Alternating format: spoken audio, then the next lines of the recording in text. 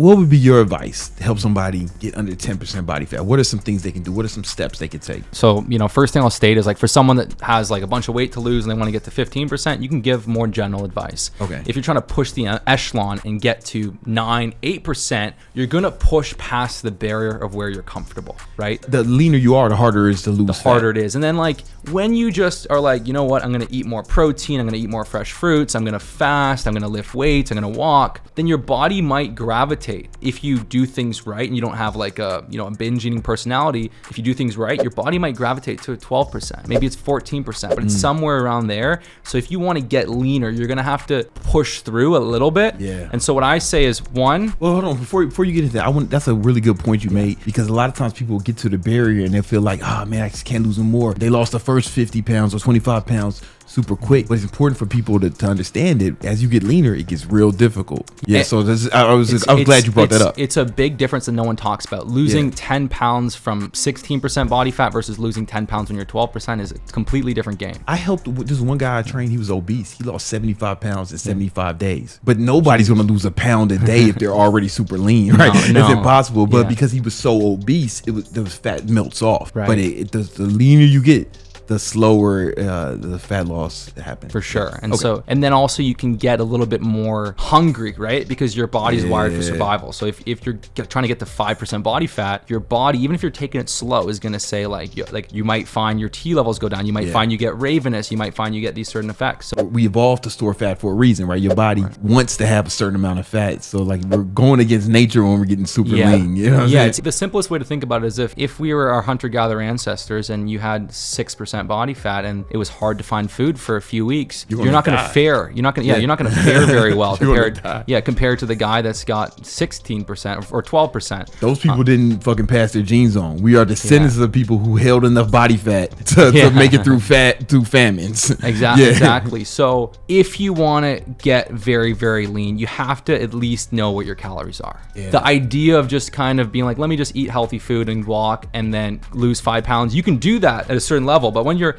like 10% cutting, you have to have a good idea of what your calories are. So, someone like Brandon that's very, very active, he's burning 3,000. Yeah, sure, he can cut on 2,500. But you're a bigger guy, moving a lot. So you have to know, okay, I'm burning 3,000, I'm eating around 2,500. It's just math. It's just math, right? And so one, you want to make sure every day you're hitting the calories. Two, you want to make sure every day you're at least getting the steps so you're burning the right amount. So I recommend, for simple to get leaner, 10,000 is good. 12,000 solid, 14,000 is like the sweet spot for fat loss. If you want to lose fat, steps. 14,000, steps. If you want to lose fat aggressively, 14,000 is really, really good. I do 20 when I'm really cutting, but I'm an extremist. 20 is that's like super.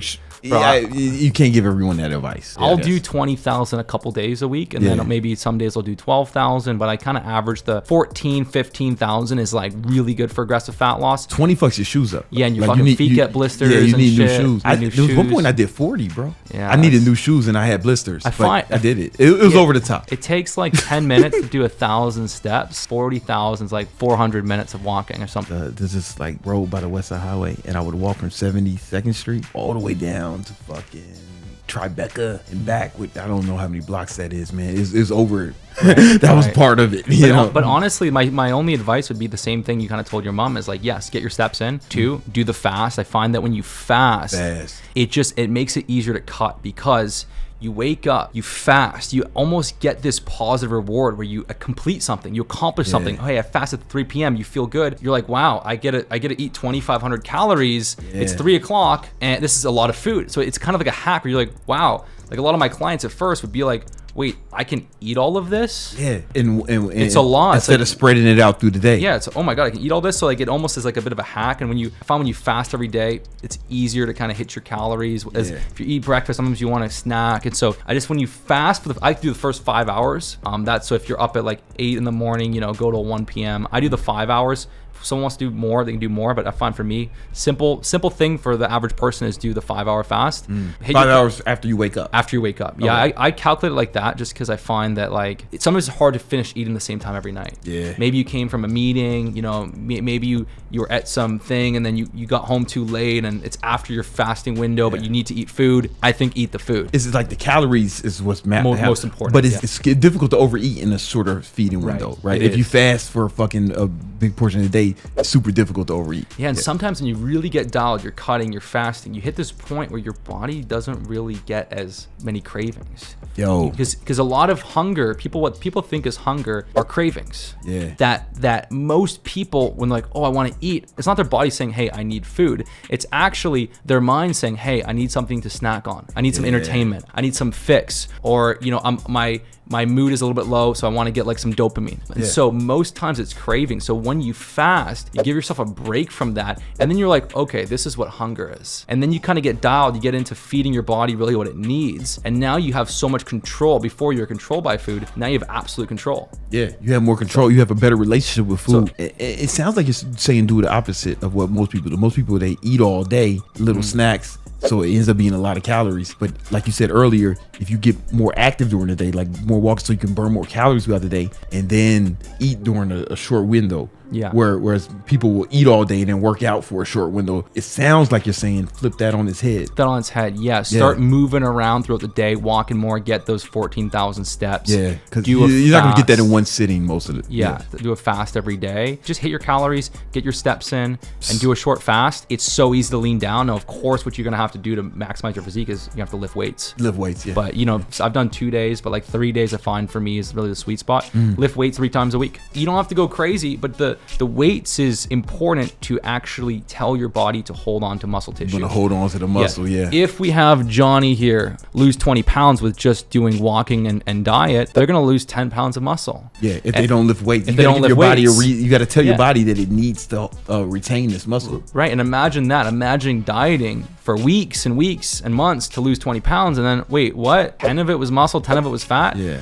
Whereas if you lift weights, you can preserve your muscle tissue. Maybe you don't even need to lose 20 pounds. Maybe you lose 12 pounds and it's all fat, and you have, you know, more muscle. So you want to lift relatively heavy to tell your body, hey man, this motherfucker still needs the muscle. Yeah, I like the 5 to 10 rep range. Lifting weights where you're getting close to failure within 5 to 10 reps. That's the range I always stay in. Somewhere between it, probably I pick a weight where 8 is kind of like failure. Close. Right. Yeah, it's interesting with building muscle.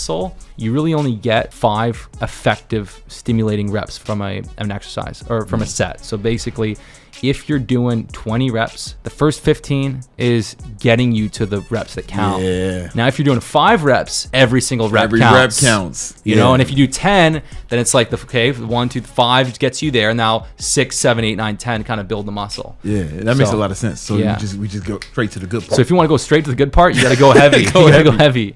You know, that's what's up. So so basically, according to your steps will be 14,000 steps a day. That's if you want to be aggressive. All right. You know, short feeding window. When you wake up, just first 5 hours, water, black coffee, sparkling water. You're up at 7 in the morning. Nothing with calories. Yeah, nothing with calories. Go till 12. Go till noon. And then what I like to do is I like to do a lighter meal first. If you eat a big meal, you lose that productivity. Bro, you lose it. And also for me, if I eat a big meal, sometimes I just want to keep snacking. It opens the floodgates. First meal is sort of to satisfy me enough to get to the dinner. Yeah. I'm not trying to get stuffed and full on the first meal. Yeah. My dinner is where I can go crazy, eat a big steak, broccoli. For me, I'll do some potatoes. My biggest meal is before I go to sleep. I want it to make me tired. Exactly. Yeah. So that's actually, there's a book, Ori Hofmeckler, Warrior Diet. He was an artist that was into fasting, and he found that like humans, we evolved, we're programmed to eat light during the day to stimulate our sympathetic nervous system. This is when we're alert, we're focused, we're energetic. If you're a security guard and you're protecting a house and there's someone's trying to break in, you don't want to have 2,000 calories. Yeah, food coma. Yeah, you have the itis sitting around like, oh man, they robbing. All right, man. Sleepy, you know. You want to kind of be sharp, and so I eat the bigger meal later. But essentially, that's what you do. You get your 14,000 steps in. You fast for the first 5 hours of the day, and you hit your calories. And what I recommend is goal body weight. Look at your goal body weight. Maybe you want to get to 180 pounds, maybe 170. You know, maybe you're a big guy with muscle. You want to get to 200, right? Take your goal body weight, times it by 13. That's if you want to lose your goal body weight. That's right? Different. Okay, yeah. That makes sense. Because if someone's got 30 pounds of fat and you use their current weight to predict your calories, all that extra fat doesn't help you burn more. You're feeding the fat. So go straight to the source. What's your goal body weight where you're lean? And multiply by 13. That makes a lot of sense. And that's good if you want to like get leaner, but also be able to support some level of muscle growth. Let's say you want to be 200 pounds. You're like, I want to go really aggressive. I'm going to do 11 calories per pound and do 2,200. it's gonna be harder to like support strength and muscle. To keep it really simple for a guy that's cutting to 200 pounds, for example, like someone like you're burning 3,000. If you want to lose weight slowly and maximize strength and muscle, you do 2,600, 200 times 13. Now, if you want to go a bit more aggressive, you might go 12 times, do 2,400, which would be a bit more aggressive. So 13 calories per pound of goal body weight. You got to remember, most of my calories are from protein too. Shit. Yeah. So it's like it's a little different. Yeah. That's a lot of meat. But I do 13, and again, like if you want to go more aggressive, you can do 11 or 12. But when you're cutting, I find the last 5 or 10 pounds, 13 is the sweet spot. Yeah. That makes a lot of sense, man. That makes a lot of sense. Yeah.